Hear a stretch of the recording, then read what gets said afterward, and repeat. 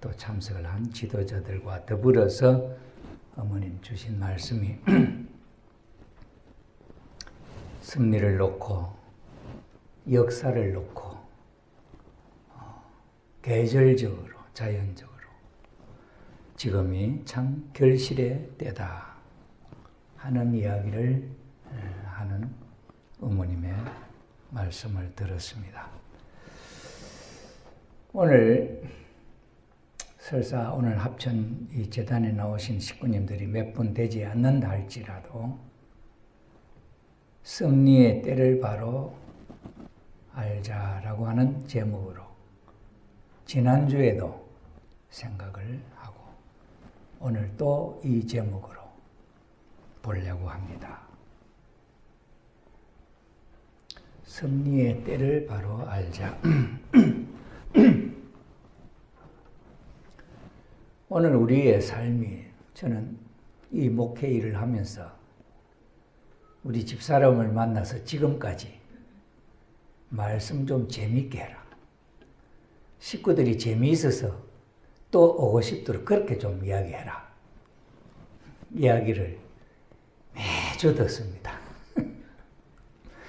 그렇게 듣는데도 저는 재주가 없어서 참 재미있게 이 말씀도 못하고 참 그래서 항상 하나님 앞에 죄송합니다. 우리 집사람이 하나님이 하는 말씀 아니겠나 이렇게 저는 생각합니다만 오늘 아버님이 말씀하시는 모습을 보고 또 말씀을 들으니까 얼마나 재미있게 하십니까?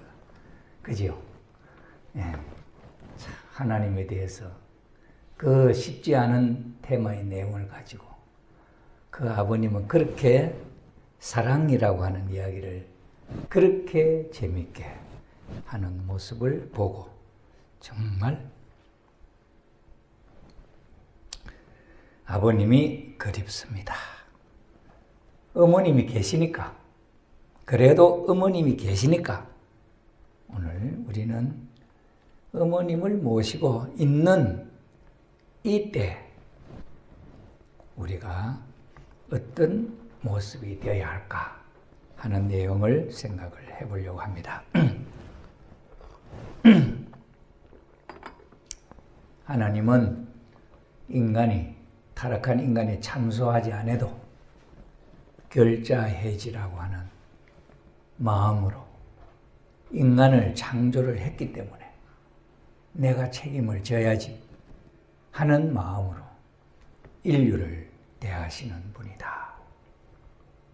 그래 하나님은 사랑의 분이시기 때문에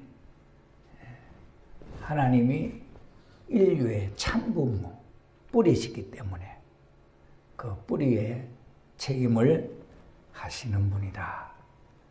그 책임을 알고 이 땅에 세워진 분이 인류를 대표하고 하나님을 대표하는 인간 조상의 자리에 서 계시는 분이다. 인간 조상, 참부모로 오신 분이다. 그렇기 때문에 참부모님은 결자해지의 원인을 갖고 하나님을 대신한 대표로서 이 땅에 세워진 인물이다 하는 것을 우리는 이해를 해야 되겠다 하는 것입니다. 요즘 세상을 보면은 참 시대도 많이 바뀌었죠. 복귀 섭리를 놓고 저는 언제 돌아봐도 또 누가 나에게 물어도 내가 오늘 서 있는 이 자리, 내가 오늘 결심하는 내 마음, 내가 생각하는 중심 하나님, 참 부모님, 그분에 대한 소신, 그분에 대한 마음은 한결같이 변함이 없습니다. 이 소신, 이 마음이 정해지기까지 10년이 걸렸습니다. 통일교회가 뭔지, 하나님이 계시는지, 메시아가 무엇인지 알지 못했던 정말 아무것도 모르던 입장에서 오늘 전 세계를 돌아서 이 자리에 와서 지금까지도 마음속에 한결같이 변함없이 마음의 기준을 세울 수 있는 내용은 한 가지입니다. 저는 통일교회가 어떤 역사를 갖고 있느냐 하는 데 대한 내용은 이 그림 한 장입니다. 제가 오늘 세 가지의 도표를 보여드릴 겁니다. 이거는 원리 강론에 나오는 동시성의 도표입니다. 이 도표, 그 다음에 또 이 동시성과 더불어서 메시아가 이 땅에 오기까지의 승리적인 배경을 기록하고 준비한 메시아 강림 준비시대, 메시아 재강림 준비시대, 여기에 대한 내용을 알기 쉽게 도표를 제가 이렇게 그렸습니다. 이 도표, 이 세 가지의 도표 속에 참부모님이 참이시고 참부모이시고 하나님의 섭리가 인류 역사가 이 길을 향하여 가고 있는 것은 틀림없다. 마지막 결론은 민주주의, 공산주의가 아무리 이 세상을 덮을 듯 성세를 갖고 발전을 해도 그 성세를 하나님으로, 하나님 도익사상으로 그것을 잠재우고 역사를 바로 축을 세운 승리의 장본이며 승리의 중심이신 참 부모님을 볼 수가 있었습니다. 오늘날 사상운동을 하고 있는 급진 또는 보수, 진보, 그들의 마음을 움직이는 것은 미래를 보여주는 역사관이라 이렇게 봅니다. 유물 공산주의, 유물론을 중심 삼고 활동했던 공산주의자들의 활동도 유물사관에 입각한 역사관, 이것이 그들에게 힘을 불어넣는 그런 결과를 보여줍니다. 이런 입장에서 오늘 그 역사의 흐름의 내용이 어느 것이 참이냐 하는 것을 극명하게 보여주는 참부모님의 가르침, 그것도 지식도 권력도 아닙니다. 지금은 돈도 아니죠.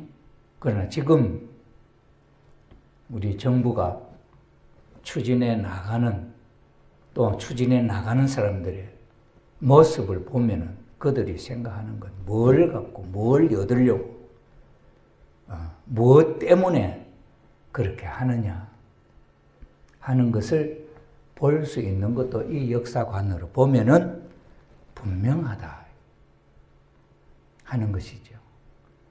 자, 이런 입장에 있어서 우리는 제일 중심이 되는 것이 이 내용이에요.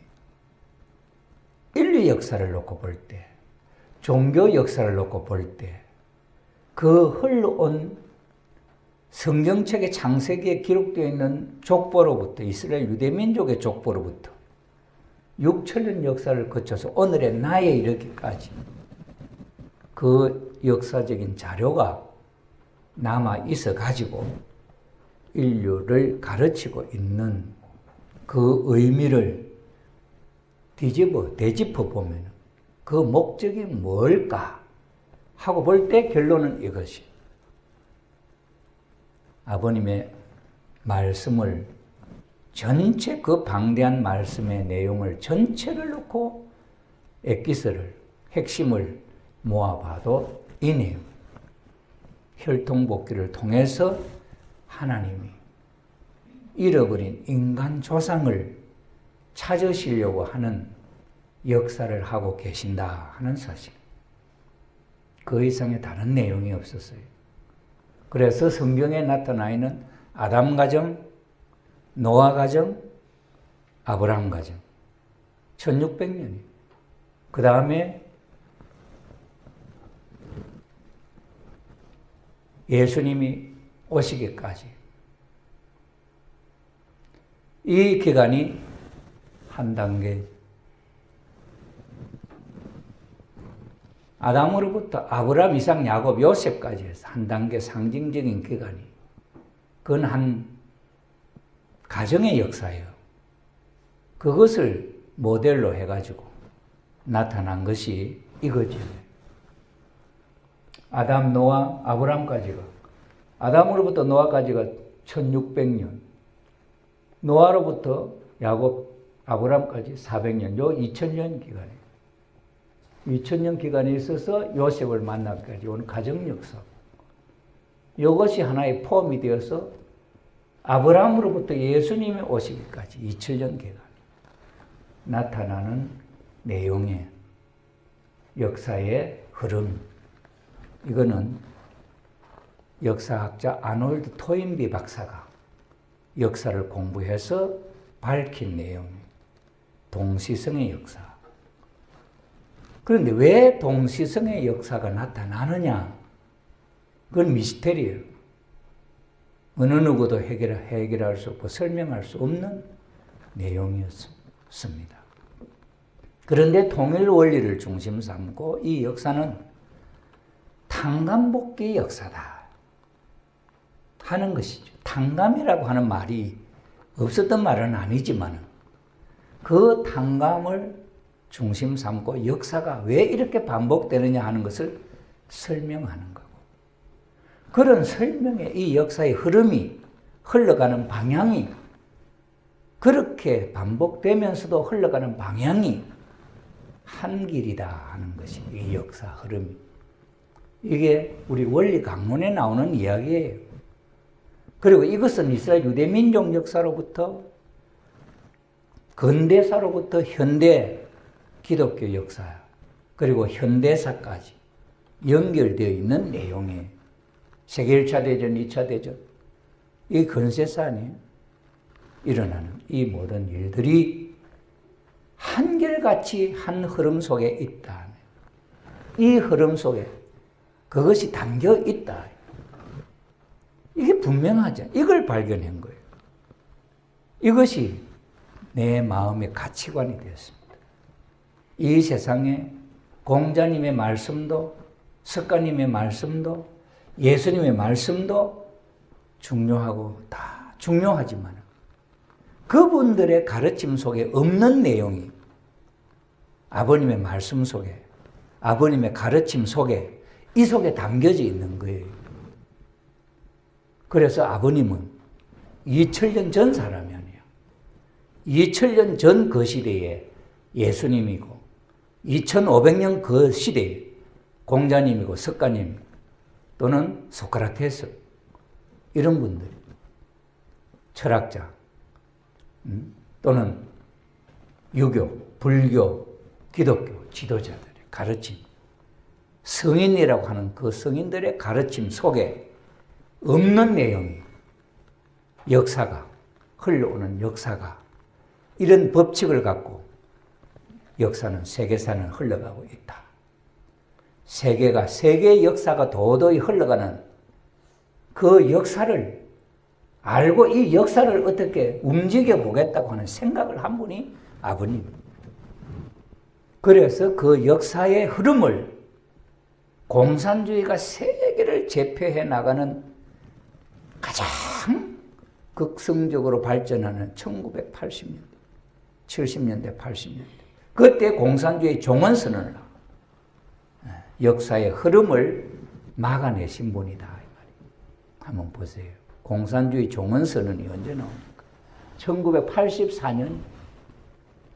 그때는 소련을 중심 삼고 공산주의가 세계를 제패하던 시기. 그때 미국의 대통령이 카터예요.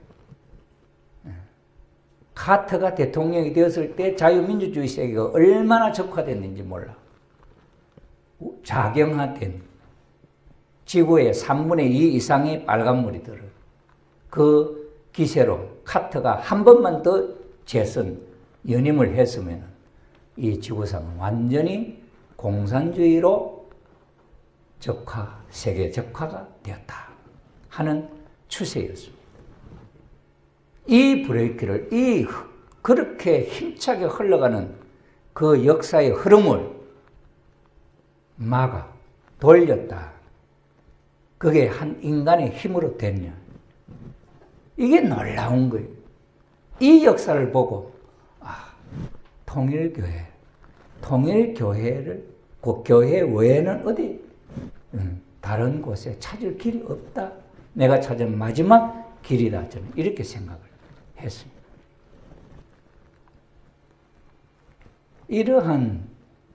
이러한 자료를, 이러한 내용을 오늘 좌파들이 활동하는 그 좌파들이 얼마나 공부하는지 압니까? 공산주의의 그 사상, 막스 유물론이라든지, 변정법이라든지, 유물사관 이론, 막스 엥겔스가 쓴 역사 유물론, 이런 내용이라든지, 또 김일성 주체 사상이라든지, 이 내용을 얼마나 공부하는지 모르요. 그렇게 공부를 해서 오늘날 좌파 지도자들이 된 거예요.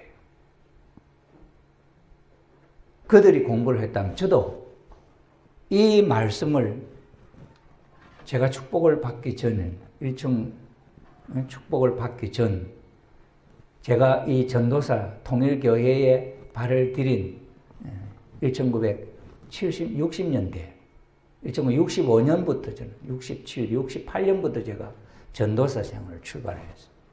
지금까지 나오는데 60년부터 70년, 70 몇 년까지 75년에 제가 축복을 받았는데 그때 통일교회가 뭔지 그때는 가치관을 세우지 못해요. 그래서 80년까지 10년 동안에 제가 이 공부를 해서 기초를 세우고 지금까지 아버님의 말씀을 공부를 하고 있습니다.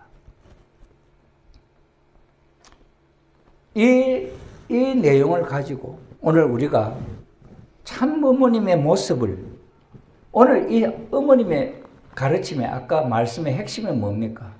일본 지도자들에게 뭐라고 이야기합니까? 뭘 자랑하라 합니까? 우리가 자랑할 게 뭡니까? 축복이에요. 축복을 자랑해요. 참부모님을 자랑하고 축복이 아니고는 이 세상을 살릴 길이 없다. 그 이야기 하라는 거죠. 어머님 말씀에. 그럼 참부모님을 자랑하고 축복을 자랑하고 이것이 오늘 이 세상을 살릴 처방이라고 하는 그 말씀 속에 담겨져 있는 그 내용이 뭘까? 그게 바로 이거예요. 이 내용을 우리가 이해하지 못하고는 어머님의 그 말씀과 어머님의 그 말씀이나 뜻을 이해할 수가 없죠. 이 속에는 뭐가 담겨 있는지 압니까? H1 그룹, H2 그룹에서 이야기하는 거 다 담겨 있습니다. 참 아버님이 독생자다 하는 이론이 여기 있지요. 혈통복귀를 통해서 예수님이 하나님의 독생자다 하는 이론 아닙니까? 독생자 이론은 예수님이 하나님의 독생자다 하는 이야기예요. 그런데 그 이론을 예수님이 발표를 했는데 아무도 안 믿었어. 2000년이 지나오는 기독교 역사를 통해서도 예수님이 독생자 하는 말만 믿지 왜 예수님이 독생자냐는 그 배경을 몰라. 그러니 기독교 속에서 공산주의가 나오는 거지. 이렇게 예수님의 독생자에 대한 내용을 확실히 소개한 분이 참부모 아버님이에요. 그게 예수님이 지난 2000년이 지난 오늘 참부모님이 예수님이 왜 독생자냐는 이야기를 혈통복귀를 통해서 보여주고 이 그림이에요. 이 내용을 통해서 예수님은 하나님의 독생자다 하는 이야기.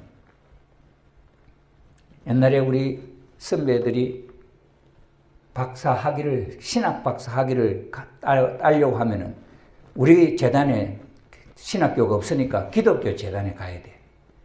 기독교 재단에 가서 공부를 하는데, 성서를 배우고 하는데, 원리적으로 어떻게 흐름을 알잖아요. 그 교수들이, 박사들, 교수들이 가르치는데 거기에 대한 이제 연구 과제가 나와. 성경을 중심 삼고, 그 성경 중심 삼은 과제를 원리적으로 해석을 해 가니까 놀라는 거야. 이런 성서의 해석을 누구로부터 배웠냐? 지금까지 어느 누구도 생각해 보지 못했던 내용이다. 그걸 만약에 이게 통일 원리야 했으면 그건 제명이야. 그럼 뭐 이래저래 연구해보다 뭐 깨달았어요. 이렇게 하고 말았어. 대단하다. 그래가지고 박사를 받고 나와. 나중에 활동하는 거 보니까 통일교회라. 그 교수가 한번 만나자 그래. 그래서 만났어. 어찌 된 거냐고. 그래, 그 당시에 그래서 그랬다. 그래서 그때 그 교수가 이해를 하더라. 그때 감동받은 내용이, 성서를 풀이하는 내용의 시각이 2000년의 역사를, 기독교 역사를 통해서 보아왔던 시각이 아니야. 그 시각으로 보면 안 보여. 그 밖이 보이는 내용으로 보니까 이렇게 보이는 것. 이것이 통일 원리의 힘이에요. 혈통복귀를, 그래서 기독교의 2000년 역사를 통해서 몰랐던 예수님이 하나님의 독생자다 하는 이야기를 참 아버님이 하심으로 말미암아 그 내용을 아는 분이 독생자의 재림이다. 예수님의 재림이다. 그래서 재림 주님이다 하는 이론이 되는 거예요. 왜? 예수님은 33세까지 사시면서 하나님의 독생자로 오셔서 33세가 됐기 때문에 하나님의 아들 독생자로 태어난 아기에서부터 청년이 됐단 말이에요. 청년이 33세가 되어 결혼할 때가 된 이 청년은 하나님의 복귀 섭리의 탕감으로 찾아놓은 자리야. 그렇기 때문에 재림주님은 어린 아기로부터 출발하는 게 아니고 신랑으로 출발하는 청년에서. 그것이 어린 양 잔치입니다. 예수님이 다시금 오면은 어린 양 잔치한다. 재림에서는 어린 양 잔치한다 했어요. 예수님이 재림에서 어린 아기로 출발한다는 이야기가 아니에요. 다시 마리아 역사가 필요한 게 아니에요. 그래서 재림주님은 어린 양 잔치, 성원으로부터 시작되는 거예요. 오늘날 내가 주다하는, 재림주다 하는 사람이, 그런 역사로 시작한 사람이 아무도 없습니다. 지금 신천지 김만희 그 사람도 그렇게 못해요. 어느 누구도 지금 그런 형태를, 그런 이유를 설명하는 분도 없어요. 참부모님이 예수님이 하나님의 독생자라 하는 것을 아셨기에, 출발부터 그 배경으로부터 예수님이 하나님의 왜 독생자냐, 아들이냐 하는 것을 아시는 분이, 그 이상 더 예수님보다 더 잘 알고 설명하는데 예수님 재림하면은 누가 그런 분이 되겠냐? 예수님의 재림자가 되죠. 그래서 참부모님은 어려서부터 이미 탕감복귀 섭리에서 하나님의 아들의 씨로 태어난 거예요. 타락한 인간으로 태어난 존재가 아니에요.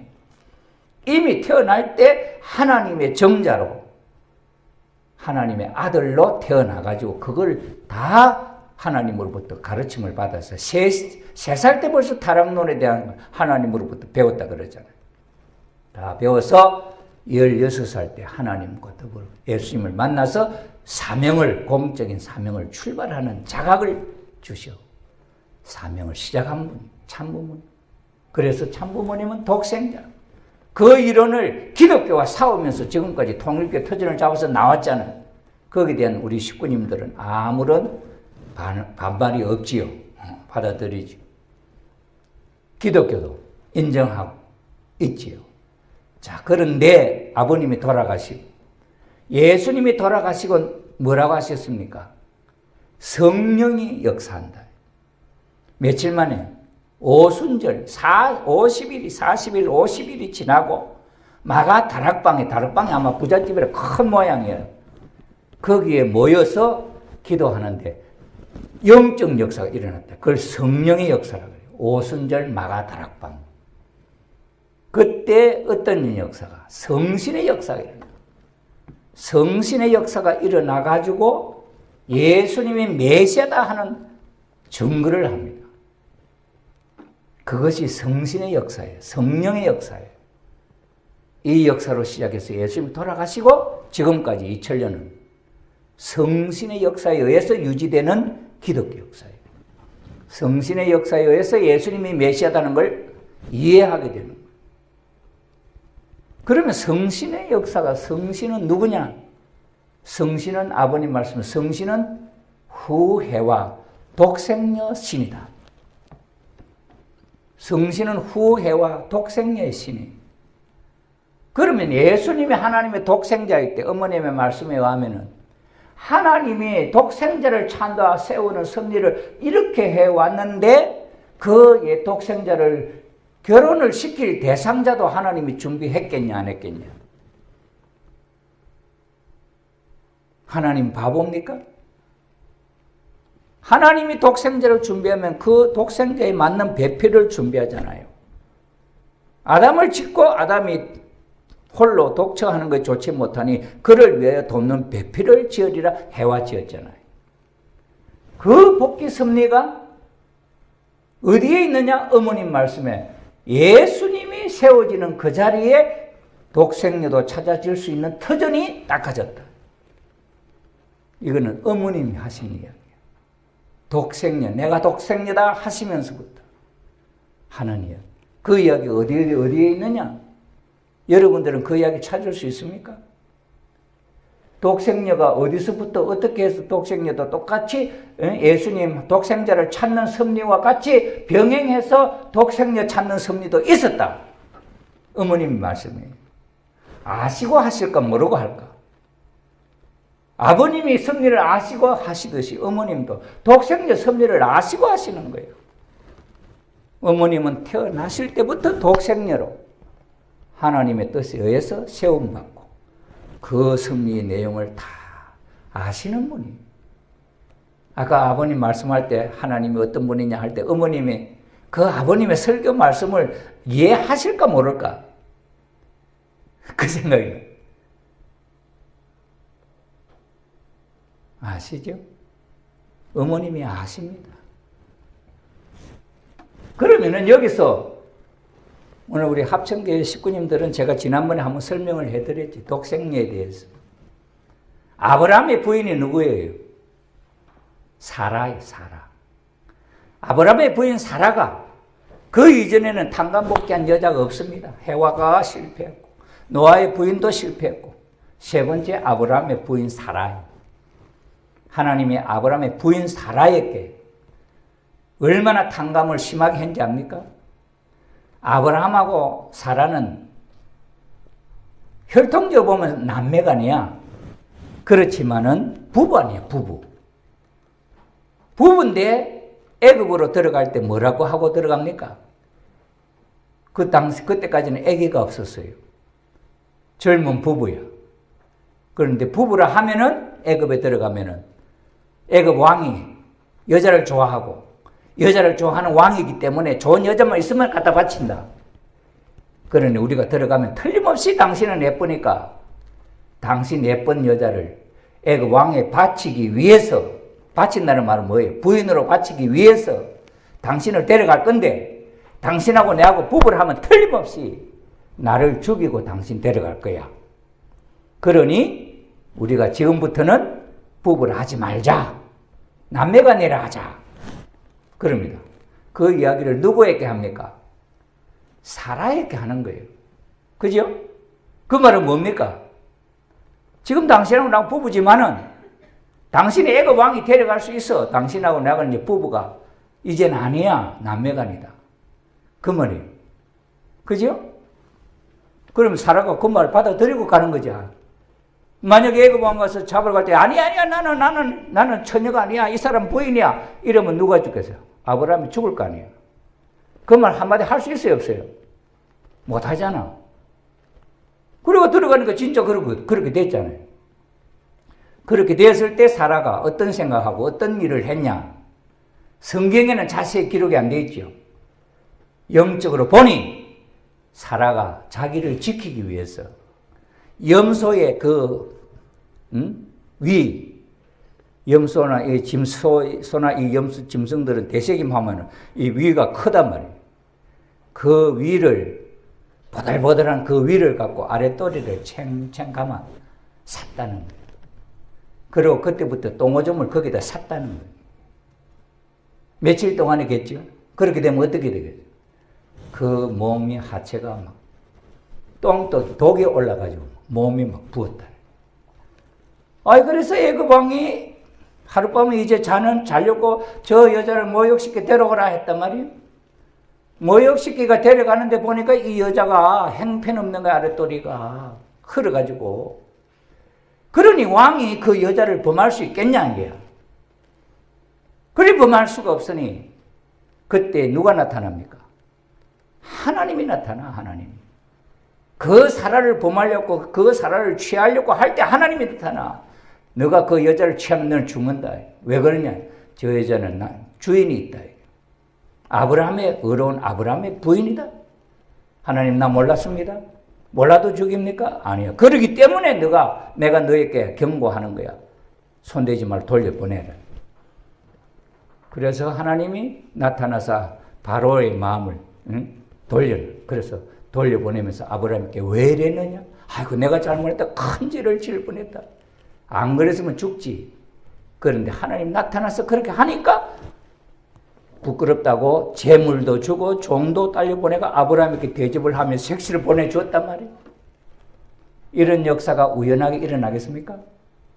여기서 여러분들은 우리 여기에서 무슨 탕감이라는 거 생각해 보았습니까? 저는 지금까지 그 원리를 들으면서 한 번도 사라가 해와를 탕감복귀하기 위해서 어떤 일을 했다는 걸 생각하지 못했어요. 어머님이 독생녀라 하는 이야기를 하실 때 내가 그 생각을 한 거예요. 하나님의 독생자를 찾는 아들을 찾는 섭리인데도 왜 독생자를 찾는 섭리가 없겠냐? 어머님 말씀에 갈비뼈를 뽑아서 해와를 만들었다는 그 성경 구절과 연결시켜서 사라가 해와가 아담을 모르고 천사에게 갔던 그것을 스스로 조건을 세우고 찾아오는 탕감노정이었구나. 그렇잖아요. 아브라함이 이제는 당신 내 부인이지만은 이건 확실하잖아. 부인이 같이 살았으니까. 아담 해와는 부부간은 아니지만 남매간이야. 부인이 아니니까 천사가 뺏어갔단 말이에요. 그러니까 이 부부인데 부부하지 말자. 남매간 만드는데 애굽 왕이 뺏어갔잖아. 이것을 탕감복귀해야 되니 사라가 그런 환경 속에서 나는 아브라함의 부인이다 하는 입장을 스스로 증명을 했잖아요. 그 죽음을 목숨을 걸고 그 자리에서 스스로를 지켜나왔잖아요. 그러니까 하나님이 원리적인 존재니까 죽일 수 없으니 하나님 막아줬잖아요. 1차적으로 했죠. 그래가지고 재물, 비둘기, 양암소 3가지 재물을 드릴 수 있는 조건을 찾아 세웠는데 이것도 실수했잖아. 그러니 다시 한 번 더 그랄 나라로 가는 거야. 이 아브람과 사라는 두 사람이 똑같이 애굽에 들어갈 때 상황과 똑같아. 또 사라는 당신하고 나하고 부부를 하지 말자. 한 번 경험이 있잖아. 그게 쉬운 일입니까? 사라가 그러지 말자. 우리 다른 나라 가서 살자 할 건데 이 사라는 그 아브람의 말에 순종해. 순종하고 그랄 가는 거예요. 가서 또 자신을 지켜낸 거야. 똑같이. 그래 그랄 왕을 중지를 시키고 사라를 돌려냈다. 이게 사라가 한 겁니까? 하나님이 한 겁니까? 여자로서 사라가 한 건 아니야. 사라가 타락한 인간의 후손으로 태어난 사라가 그 일을 한 거 아니에요. 그러니 해와가 타락했던 것을 2번이나 소생의 장성계에 타락했던 이 2번의 기간을 사라가 탕감복귀해서 타락했던 해와의 위치를 탕감복귀한 존재가 이 역사상의 사라의 사례야. 그러니 그 복종을 통해서 하나님이 이삭이라고 하는 효자를 보내주셨다. 100살에 아브라함, 사라 100살에 아들을 낳은 거야. 사라, 이삭, 효자야. 이스마엘이 태어났지만 그건 너 적자 아니다. 하나님. 사라가 아기를 낳을 수 없으니까 하나님 이스마엘을 내 양자로 할게요. 아니다. 이래서 확실하게 하나님이 사랑하는 아들 이삭을 사라의 복종을 통해서 태어나게 하신 터전이 있지 않냐. 이것이 해와 복귀 아닙니까? 혈통복귀 해와, 혈통복귀 해와의 혈통복귀에 가장 역할을 한 분이 사라 아니에요? 리브가는, 해와는 가인 아벨의 그 축복을, 아벨이 하나님 앞에 제사를 바친 걸, 그걸 지켜주지 못하잖아, 해와가. 응? 그걸 가인이 잡아 죽여버리잖아.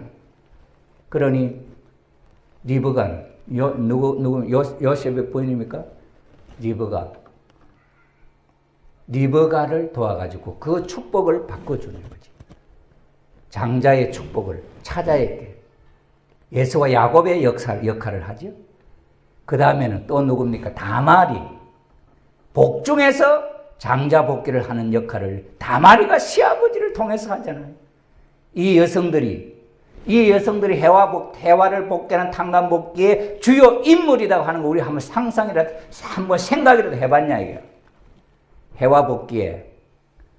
이런 터전을 통해서 마지막으로 누굽니까? 요셉의 부인 마리아예요. 마리아가 똑같이 1대1로 에덴 동산에 요셉, 아담과 해와처럼 요셉과 마리아는 약혼한 사이. 그 요셉의 부인 마리아에게 누가? 천사장 가브리엘이 나타난 하나님의 메시지를 보내잖아요. 누시엘의 메시지를 해와가 듣고 타락했던 것을 마리아는 하늘편 가브리엘 천사장의 메시지를 듣고 그걸 받아들이잖아요. 그게 죽음이잖아. 이방 다른 남자를 받아들이면 약혼한 마리아가 요셉과 약혼했는데 다른 남자를 받아들이면 죽잖아. 하나님 아들 낳는다는 거야. 그러니 주의 계집종이니 당신의 뜻대로 하시옵소서 하는 이런 여자가 이 세상에 오늘날에도 그런 여자가 나올 수 있겠냐 이거야. 오늘 우리 통일교회 신앙 좋은 사람 있다 해도 그런 말 받아들이겠냐. 내가 축복받았는데 우리 남편 말고 다른 사람하고 하나님 뜻이니까 하라면 하겠냐 이거야. 죽어도 못하지. 원리적으로도 못하잖아. 원리적으로도. 근데 하나님이 하라면은 할 수 있겠냐 이거. 요셉이가 약혼한 사이인데 데려다가 너 하나님 아들 낳아라. 그 받아들일 수 있겠냐. 이런 여자가 마리아예요. 결정적으로 마리아가 그 믿음을 가졌으니 하나님의 아들이 태어나고, 하나님의 아들을 태어날 수 있는 여자가 이 세상에 생기는데 왜 해와는 복귀 안 돼? 그때 해와가 복귀된 거예요. 그러니 그 예수님, 하나님의 아들 아담 대신하는 후아담인 예수님의 배필될 수 있는 사람도 그 믿음의 터전 위에 해와가 하나님의 씨를 이 땅에 심을 수 있는 거야. 사탄이가 참소할 수 없는 하나님의 해와의 씨를 심을 수 있는 거지. 그래서 태어난 독생녀가 있는 거야. 독생녀가 태어났다 해도 문제는 독생자를 만나지 못하면은 이건 헛방이야. 정자와 난자가 아무리 준비돼도 처녀 총각이 전자가 난자 다 만들잖아. 결혼 안 하면 생명이 안 생기잖아. 정자는 정자대로 흘러가고 난자는 난자대로 흘러가 버리잖아. 예? 그러니 예수님은 그때 유정만 흘러가 버린 거야. 독생녀가 없어. 그러나 이 세상에 한번 태어났던 존재야. 아담도 태어났고 해와 독생녀도 태어났잖아. 2000년 전에. 그 터전, 그 심정적 터전을 이어받은 분이 아버님, 독생자. 그 심정적 터전을 이어받은 분이 독생녀, 어머님이야. 그 이론의, 그 내용의 비밀을, 배후의 비밀을 다 아는 분이 독생녀지. 독생녀는 이름이 한 번도 지어지지 않았기 때문에 어머님이 최초의 독생녀 이름이 선포하는 이름이야. 2000년 전에는 상징적 성신이야. 독생녀라고 하는 이름도 못 지어서. 그렇죠? 그러니 이 독생녀의 배경을 아시는 분이 누구예요? 어머님이. 그러니 이분은 후회와 아니야, 후회와. 당신이 그걸 알고 선포를 했는데 통일교회 식구들이 그거 맞다 안 맞다 판단할 수 있는 능력이 있나요? 자격이 있나요? 없잖아. 그렇게 만나서 아버님, 어머님 성혼식에서 자식이 나고 참가정이 됐는데 그 자식이 어머님을 비판하고 그분을 부정할 수 있어요? 자기를 낳아주고 참자녀라고 하는 이름을 붙여준 분이 어머님인데 어머님 낳아줬으니 참자녀가 된 것이지 그 어머님 잘못했다고 그러면 어머님 가치 없으면 지 자식도 가치 없는 거지. 그 이론이 그렇게 되나 이게 안 되는 거지. 어머님이 아버님을 만나서 성혼을 해서 메시아가 되어 참부모가 되었으면 된 거 아니에요. 그걸 부정할 수 있는 원리가 어디 있냐 이게.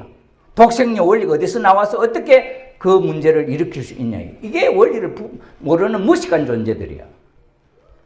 그 형제님 따라가는 놈 전부 무식한 놈이야. 복귀 성령에 대한 혈통복귀에 대한 비밀을 모르는 분이야. 독생녀에 대한 이론을 모르는 분이야. 놈이야. 이래서 어머님은 그런 역사적인 배경을 갖고 독생녀를 태어나서 참가정을 이루고 아버님 앞에 표창장까지 받았잖아요. 표창장. 인류 역사상에 남편 앞에 표창장 받은 부인이 어디 있냐. 예? 예수님은 하나님 앞에 의인을 받았어. 이게 원리다. 이거는 하나님의 아들로서 해야 할 일이야. 그러면 해와는 부인은 누구한테 인정받아야 하나님의 부인, 예? 부인의 자리에 설 수 있냐. 남편의 허락을 받아요. 남편의 표창. 그래서 아버님은 어머님 앞에 표창했잖아요. 인류의 조상 해와로서 하나님의 딸로서 하나님의 부인으로서 모든 일을 책임 완수했다. 사명 완수했다. 그래서 표창한다고 아버님 앞에 표창장 받았잖아요. 아버님 돌아가시고 나서 받았어요? 돌아가시기 전에 다 그런 표창장 받아. 그래서 통일교회 후계자로서 내가 없어도 어머님은 충실히 모든 일을 다 할 수 있는 분이다 하고 통일교회 제2 후계자로 어머님을 선포를 하고 다 세워놨잖아요. 그런 터전이 있는데 누가 뭐라고 할 수 있냐. 그 어머님이 당신을 몰라주지만 통일교 자체 내에서도 몰라주지만은 당신이 아버님이 닦아놓은 그 터전 위에 천일국을 선포하시고 독생녀를 선포하시고 왜? 세계 기독교가 아직도 독생녀를 몰라. 그러니 어머님이 독생녀를 선포했어. 아프리카에 온당고라든지 이 지도자가 와서 영적으로 눈이 환히 열린 분이야. 어머님이 그 행사했다고 와서 보니까 저분이 누구냐 이거야. 저분이 누구냐라고 묻는 이름은 몰라서 묻는 게 아니야. 영적으로 보니 하나님이 함께 계시니까 저분이 누구냐 이거야. 참 어머님, 독생녀 참 어머님이다. 하나님. 그래서 그때부터 그 사람은 나는 이 통일교에서 암만 쫓아내도 나는 통일교 어머님을 따라갑니다. 그래서 어머님 자식이 되겠습니다. 맹세한 사람들이 아프리카의 그 대주교들이야. 이게 보통 일이에요? 어머님이 독생녀를 선포하고 하나님이 함께 하시는 어머님이시니 실제 어머님은 하나님의 실체잖아요. 이 역사가 벌어진 아프리카 저렇게 돌아가는 거예요. 아프리카 지도자들이 그냥 우리 한국의 지도자들처럼 맹탕이 아니야. 영안이 열린 분들이야. 전부 다 칙한 정성을 들여서. 그래서 성령의 해오리 바람이 아프리카에 일어나고 있는 거예요. 이것이 유럽을 해서 지금 저 어디에 남미까지 남미의 그 추기경 한 사람이 천주교 추기경 한 사람이 어머님 집회에 참석해서 어머님을 보고는 내가 다음 남아공화국에 있는 세계 대회에 참석하겠습니다. 일어났잖아요. 천주교의 신부가 지 마음대로 왔다 갔다 할 수 있어요? 자르면 나는 통일교회 어머니 가정연합의 추기경이 되겠습니다 하는 믿음을 갖고 있는 분이야. 이런 역사가, 이런 성령의 역사가 일어나고 있는 이 시점이에요. 이런 어머님을, 이런 참부모님을 통해서 우리는 축복을 받았고, 이런 어머님을 우리는 모시는 가정연합 우리의 멤버야. 그런데 우리는 지금 뭐냐 이게야? 죽었냐 살았냐 이게야? 예? 지금 우리 통일교회, 우리 식구들, 우리 가정들은 어떤 사람이냐, 이게. 가짜 이론을 갖고도 오늘 진보판이 뭐 좌판이 우판이 하나는 저렇게 죽을 판, 살 판 저렇게 목숨을 걸고 저렇게 하는데 우리 통일교회 축복가정들은 그럼 뭐냐? 내가 지금 어느 자리에 있고 지금 우리가 있는 때가 어디냐, 이거예요.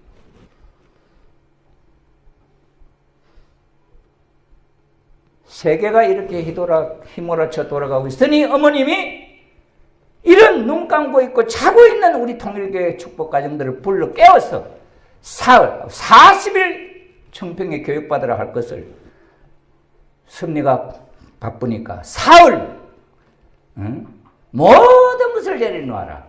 내가 직분이 협회장이다, 내가 직분이 대륙회장이다, 내가 직분이 교회장이다, 모든 것을 내려놓고 회개하고 어머님이 누군지를 어머님을 놓고 기도해라. 그래서 어머님하고 하나로 맞추라. 어머님하고 하나로 맞추면 역사가, 기적의 역사가 일어나. 온난구의 역사가 일어나. 이런 역사를 일으킬 수 있다. 그래서 어머님은 1차로 세계 지도자들, 2차로 한국의 지도자들, 3차로 협력기관의 지도자들, 이제 4차 전국의 지구의 축복 중심 가정들이 1박 2일에 청평에 들어갑니다. 어제 우리 백상호 장로 부부가 들어가서 참석하고 있어요. 우리는 6일 7일 날, 10월 6일 7일, 다음 주 토요일, 일요일 12명이 합천교회 12명 평균 예배에 비례해서 지구 전체가 가니까 12사람이 튀어요. 여기에는 우리 누가 가야 되겠습니까? 우리 축복 중심 가정, 우리 합천교회 축복 중심 가정, 이런 의미를 놓고 이 귀한 때에 어머님과 이렇게 정렬시켜서 중심에 세워주려고 하는 이 섭리를 하시는 이 때에 누가 가야 되겠어요? 이런 섭리가 휘몰아치는데 천일국을 세워 선포하고 이미 이 세상은 탄간복귀 시대가 지나고 천일국이 아니에요. 하나님이 직접 치료하는 시대예요.